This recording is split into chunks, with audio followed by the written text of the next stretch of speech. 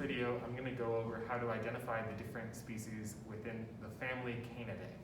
So we're talking about dogs. We have 4 species that we're going to look at. We have the red fox, the swift fox, the wolf, and the coyote or coyote. So the first thing we want to do is figure out if it is one of the 2 foxes, genus Vulpes, or if it is one of the 2 Canis species, the wolf and the coyote. Looking in the key here on page 76, to figure out the skulls, it's mostly size. So the foxes have a greatest length less than 150 millimeters. And I'm just reading this right out of the book, so you can check it for yourself.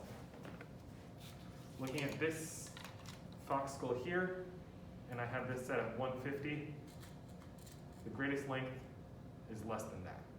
Now this is the greatest length, not the CDL, so it's not flipped over and looking at these condyles to the front.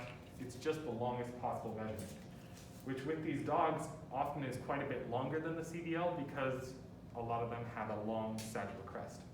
So looking at this coyote, much longer than 150. And wolf, obviously a lot longer.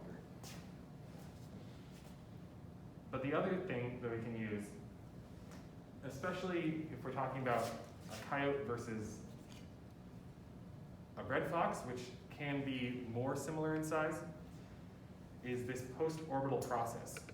So according to the book, for the foxes, the post-orbital process is thin and well-developed versus thick and weakly developed. Now what it's talking about is this little bump here, right behind the eye. So that's the post-orbital behind eye process. In this one here, it's a lot blunter and thick and doesn't really come to as much of a nice fancy point, whereas it does more so in the red fox. So that's another way to tell them apart, besides size.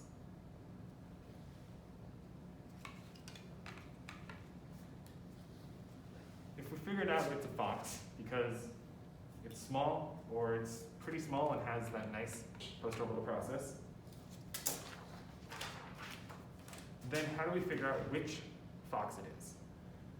One option is to measure the condylobasal length.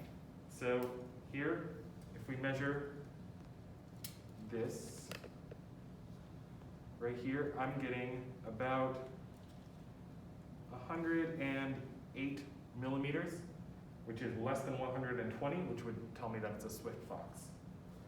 Versus if I measure these, this I'm getting about 130 something.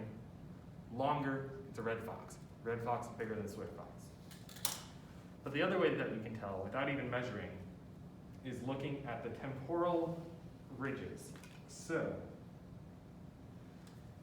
let's see if we can get a good zoom on here. If you look at the skull from the top down, you can see 2 lines that start at the post-orbital process and then they converge in the back. So those are the temporal ridges. And in the fox, in the red fox, we call it V-shaped, meaning they kind of narrow together and come to a point. This is V-shaped. This one is a little wider. Still consider it V-shaped.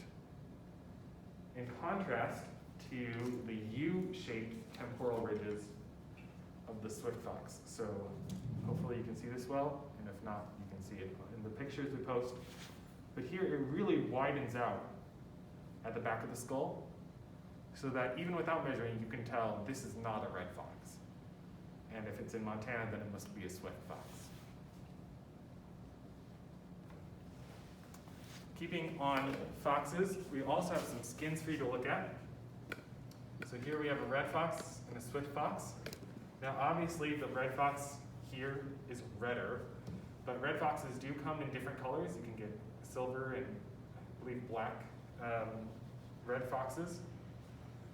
But red foxes always have this white tail tip versus a black tail tip which is a little hard to tell because the very tip of this has fallen off, but you can see at least the black hairs at the very end.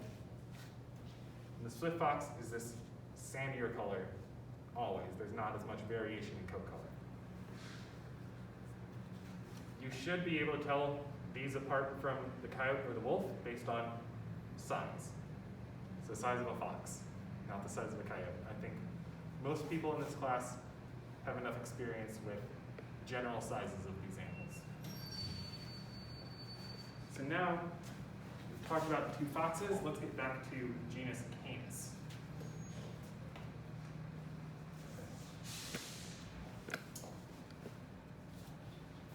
So now, wolves and coyotes can overlap in size, but generally wolves are going to be a lot bigger than the coyotes, especially here in the West where there is less hybridization between our wolves and coyotes compared to out east. So according to the book here, the coyote has a medium to large skull, although not massive, and the gray wolf has a massive skull, which we can see here compared to the coyote. So it has some numbers here of how to measure them. For example, it says that the male coyotes are less than 215 millimeters, whereas the male gray wolves are more than 250 millimeters. But even according to this book, there are overlaps between the size of a large male coyote and a small female wolf. So there's another trick that we're going to look at. And that is, if you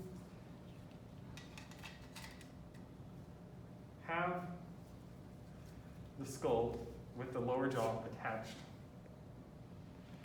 you can see these two holes right there on the jaw. Now, if you draw a line between those holes on the coyote, this canine tooth is going to go past the line, or at least touch it, or get really close to it. So again, I'm looking at the lower jaw, I have these two holes, I line them up, and it touches it. This wolf has a particularly short canine, but still, you can see these two holes. It doesn't have a super long canine that touches it. This is mostly a reflection of a more robust lower jaw. So even in this one without canines, you can tell it's a really thick jaw. It's less so than or more thick than the coyote that has the slender jaw, and so the canine will pass the line between these two holes.